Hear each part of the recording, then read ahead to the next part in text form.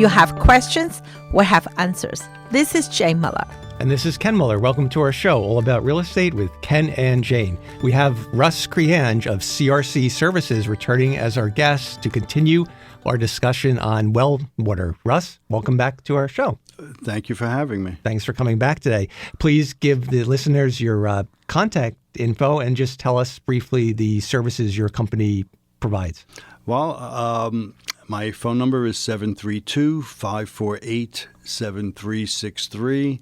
I sample and analyze water, and I do some public water, mostly well water, and I evaluate the results and issue a certified report to whoever pays for the test, which is used for the sale or rental of a property using well water as its drinking water source. Okay, well, you're a great source then. So anybody out there in the market that either has their house on the market or is thinking about having the house on the market or has a rental property that's going to be going on the market should be in touch with you. Well, Do it before. Yeah, that happened to me because last year I had a first home. I represent the seller with the well water, and the owner said he's going to take care of himself. And I said, sure, no problem. But at the end, we negotiated home inspection, whatnot. We almost to the last minute, to the closing time. And then the water, well water result didn't come. I thought, what happened? I did, like you mentioned the last show, is take, good 10, 15 days to get it back. But nobody knew. That was partially, that's why the reason Pump has to have experts like you to come today to educate us and the audience. Yes. Right. And it was interesting from last show, just to recap briefly, that there were a number of homes or most municipalities have a certain number of homes that are serviced by well water, even though you wouldn't think so. Like we covered that. So it's well water is still relied on by a lot of homeowners.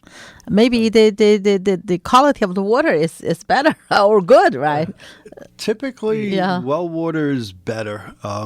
Because it doesn't have chlorine, you have control. It's your well, so you can maintain it as you see fit. And if there are any specific issues, treatment systems are available to fix those issues so that the water that's coming out of your kitchen sink should be good, healthy water to drink. Wow. Right. And we're just going to recap on the periodic testing. With last show, we discussed all the parameters that you have to test for if you're selling your home or renting your home. But as you were saying, it's a best management practice on an ongoing basis, maybe every once a yearly or maybe every 6 months to test for certain parameters, namely bacteria. Yeah, I would say that bacteria is the one thing that can change rather quickly. And since well water does not have chlorine and public water only has chlorine to keep away bacteria. It's the only reason it's there. Well water does not have chlorine, so you can develop bacteria, and it makes sense to periodically check that to make sure that you do not have bacteria in your well water.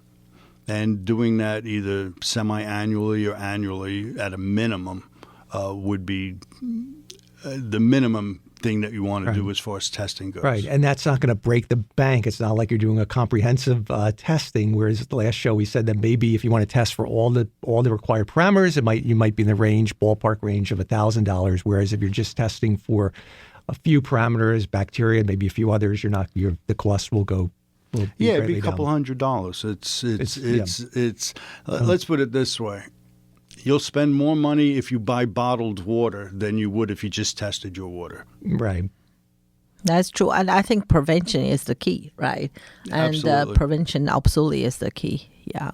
Yeah. Now, in relation to the best maintenance practices, let's talk about the inspection of the well itself. Is there any guidelines on if the well system, the mechanical system should be inspected on a ongoing basis to kind of, catch any problems, nip them in the bud before they become, major issues? Yes. We'll separate this into two factors, the well itself with the pressure tank and any treatment systems that might be there. The well itself, you really can't do maintenance on a pump. Either it's working or it's not working, and usually you could tell by if you're getting good pressure.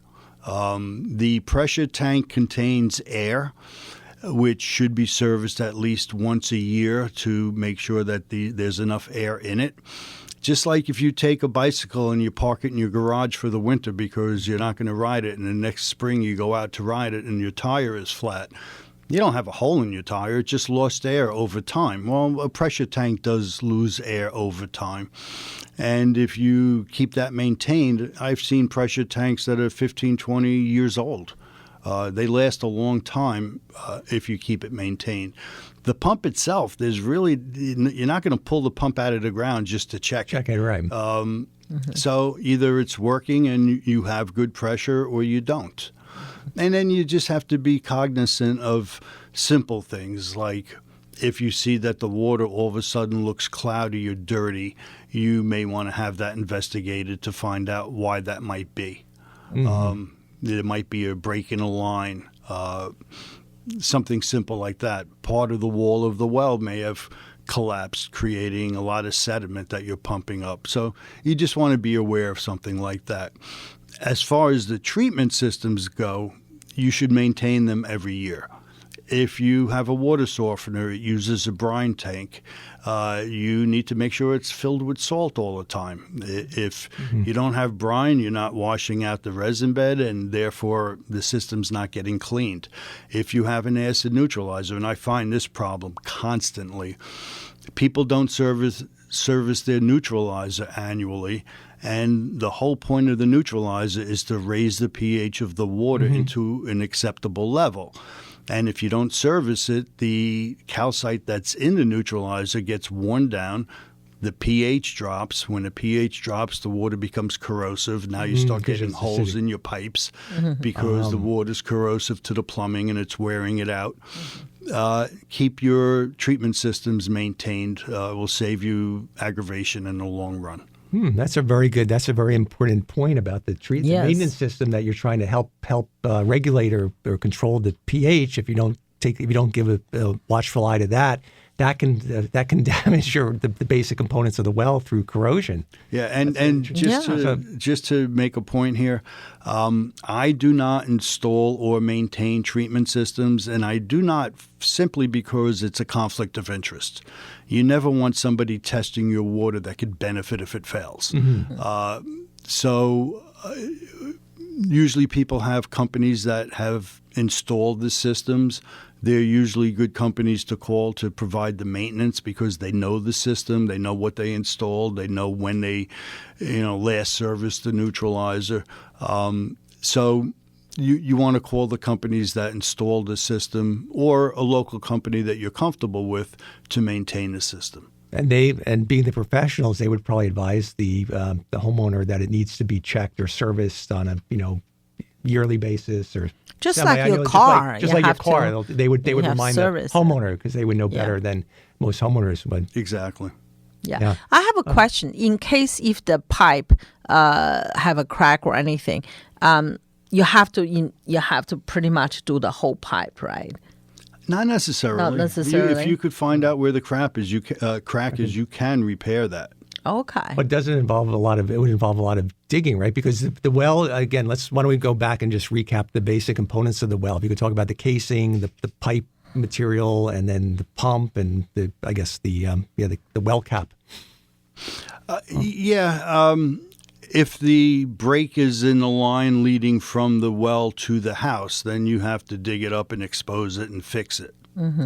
If the break is in the line from what's called the pitless adapter, which is inside the well, down to the pump, you could pull that line out, and usually you would just replace it at that point. Oh, you just pull it through the casing, right? That's so you pull easy. it straight up. Yeah, I was thinking you're right because it's in the casing already. So yeah, that makes sense. So that's manageable. Yeah, interesting. Getting back to the pumps, I know it varies based on the type of pump, but how long does a pump typically last before it needs to be replaced? Or it's all over the map. I've actually tested pumps that were 50 years old. And some pumps, they wear out quicker. It depends on how much you use the water. What are you using it for? are you protective of it? And if you're filling a 20,000-gallon pool and that pump is running constantly for 15 days straight, you're going to kind of wear it down. Yeah. So there's a lot of variables that affect how long a pump will last, but typically a pump's going to last you a minimum of 10 to 15 years. Okay, that's reasonable. It's almost like an HVAC system. Yeah. Kind of it all depends. You could have one that lasts like our home system is like almost 38, almost 40 years old. 40 years old. Right. And some of them fail at 10 or 15 years or less. Yeah, some 5, the AC. 5, right. Yeah. It all depends on, the quality, the manufacturer, the usage, how much you toll it. So yeah, I guess a lot of just common, sense variables. Yeah. And technology has advanced quite a bit. So the pumps that are installed today are a lot more efficient than pumps that were installed 15 or 20 years ago.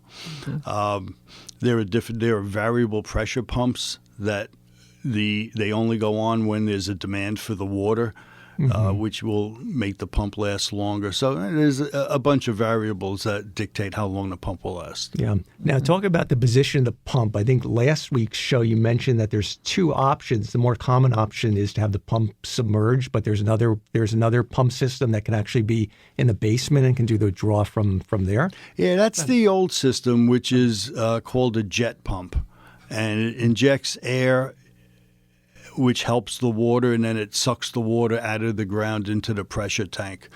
The submersible pump is down inside the well, and well down beneath the water line, and it pushes the water up. And it takes a lot less energy to push the water than it does to suck it up out of the ground.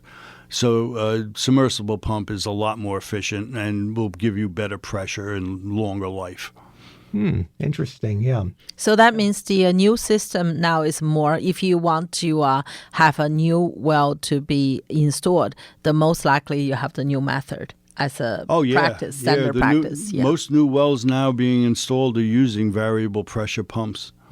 But if you had an old one, and then can you update it to the new one, or no? Because how the old well was done, you cannot change. In other words, is the construction configuration different, or when the old pump fails, or if the homeowner just wants to replace it with a variable pump, can the current design parameters just take the old one out and pop the new variable pump in? Well, there's a lot more to it than that. There's a lot more electronics in the basement. The pressure tank has to be changed because it uses a much smaller pressure tank. Okay, so but a more common thing is having a well that is buried underground. Back in the day, they kept the wellhead 5 feet below ground because they had not invented yet the pitless adapter. So the pipe would come up and then make a 90-degree angle into the house with an elbow. And that was kept below the frost line. So the well itself was 5 feet down, the wellhead. Today's law, if your pump goes or if there's a problem and that has to be dug up, by law, you have to raise that wellhead above ground. So what they'll do is they'll dig down, they'll weld a new casing, they'll install a pitless adapter, and at that point, you'll put in a submersible well instead of using a jet pump. Okay, very interesting. Why don't we continue this? We're just going to take a short break. We'll be right back after these messages. Okay, welcome back. So Russ Creange of CRC Services, thank you again, Russ, for taking time out of your busy day to be our guest. Please give your contact info for our listeners. Well, the company is CRC Services. My name is Russ Creange. My phone number is 732-548-7363. Okay, thank you again. So we're talking about the different types of well pumps and the benefit of having the submersible pump. As you know, to break it down for the layperson, is that it's less work for the pump to be submersible because it's pushing the water up as opposed to having. Is the other type of pump system still being used in modern times? It is, because they last so long. So if it was installed 15 years ago and it's still working, there's no justification to change it just until you're ready. Until it fails. Right. So you need it. But I imagine it uses more energy, more electric, or because the it's power more source, electric. because you got to pull it up. So it's going to be more of a strain on the system, and yeah. So that's, Plus, it's a little bit noisier. You could hear it if you're sitting sure. in your living room and it's underneath the floor in the basement. You could hear the pump running. Whereas submersible, you can't hear it. It's down inside the well.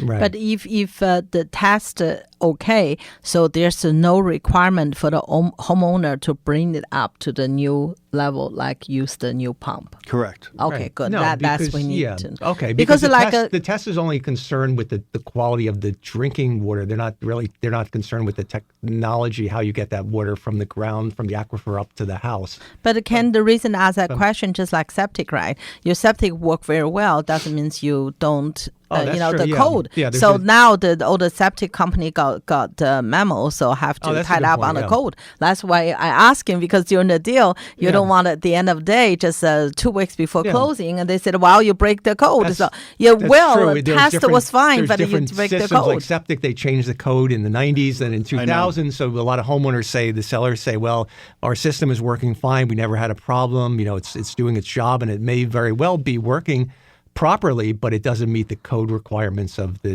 modern day system. So I guess We just want to alert the listener out there, if they sell a house or rent a house, they know what the possible the hurdle may be. In this case, it's good news. So as long as it's working, so there's no requirement. Yeah. Correct. I'm not aware of any code that requires a specific type of pump. Oh, that's good. That's good news. So let's talk about low water pressure. A lot of times, if you're serviced by public water, if the pressure is low, you either call the township and they tell you that there was a water main break, or what could low water pressure be a sign of if you have a well water system? A couple of things. One, the pump. If the pump is tired and it's not pumping as well as it used to. The pressure tank, if you haven't had it serviced and it's out of air, you'll lose pressure.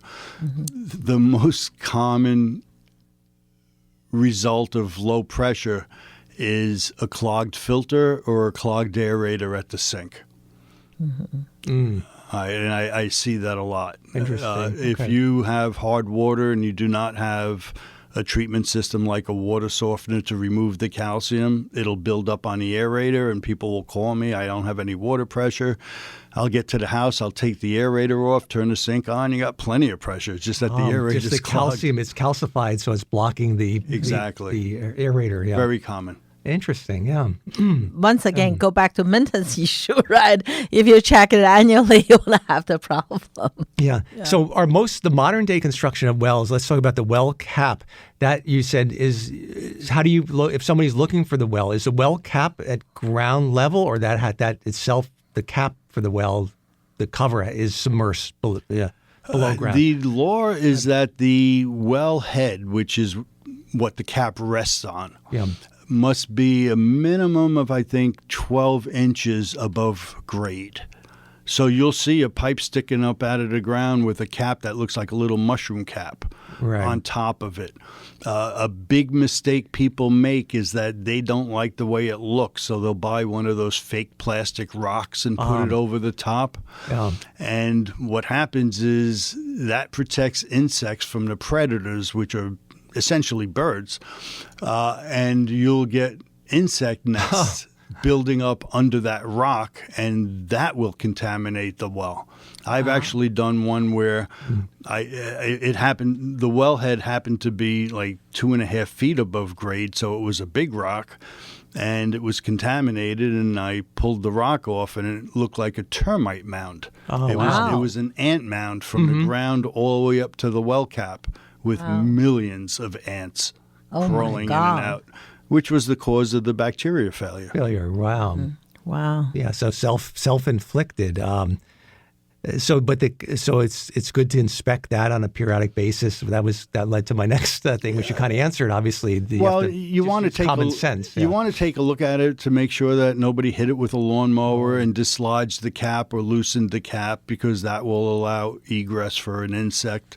When the cap is installed, it has a seal, a rubber seal that keeps water and everything else out. That doesn't necessarily need to be inspected, but if you ever have any work done on the well, you need to make sure that that cap has been, that seal has been replaced and properly installed, so that the well is again sealed properly after the work is done.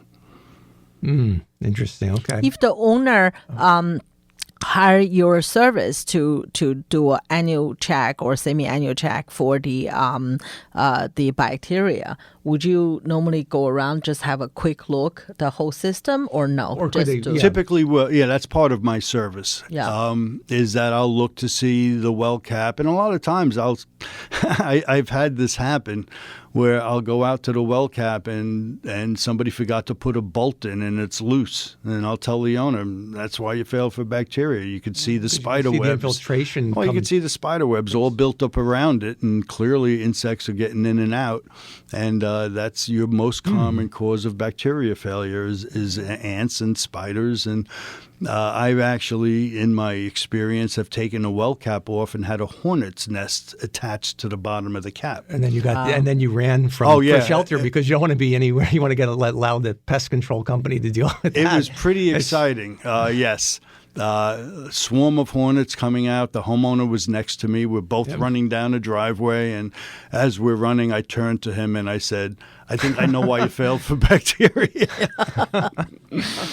For the listener out there, right, please, if you do have a well, regardless you're selling or renting, I think it's worth it to hire services to at least do an annual check, if not semi-annual, for the bacteria and have a look. Just like a lot of homeowners have the HVAC guy to service the HVAC, and have a termite guy just have a walk around at least once a year, just make sure, just take out regular contract. I think Or once your dryer again, vents, another example. dryer That's vent, the preventive same maintenance. thing. If you don't, Yes. if you don't, a lot of homeowners say, oh, their dryer stopped working, whereas it stopped working because it wasn't the condensation. It wasn't working. It wasn't drying properly because the whole vent line is blocked. So again, that's the type of thing where you need to have an annual cleaning of it by a professional to clean out the lint that builds up in the line or can build up depending on this. I understand sometimes homeowners said, well, I don't have funding to do all this, but if you don't do it, the cost is going to be much, much more, plus the waste of your time and a headache, right?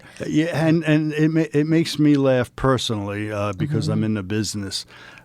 If you really think about it, water is the commodity that we use more than any other commodity, more than electric, more than gasoline, more than natural gas. You use your water. And people check that less than, I mean, they'll change the oil on their car every 3,000 miles, whether they need it or not. The light is on. The light is on. A lot of them, right? Yeah, my light is on. I go there. But the water they're putting into their body through whether you do through your shower or just natural, intake or if you drink or consumption, that's something they can't be more. Don't check it. Yeah. Wow. Yeah. And there might be this is probably something you can appreciate. There's a whole new thing with these plastics that are turning up in water. Yep. So that might be an area where well water might prove to be even a more healthier choice than even the bottled water that we're drinking, because there at least you're avoiding, because when you're putting water in a plastic container, there might be a certain degree of leaching of the plastics. I think. Plus when you buy bottled water, I mean, when it gets bottled, they could certify that it's all nice and clean and healthy. But you have no control over where that bottle went after it was filled. Mm-hmm.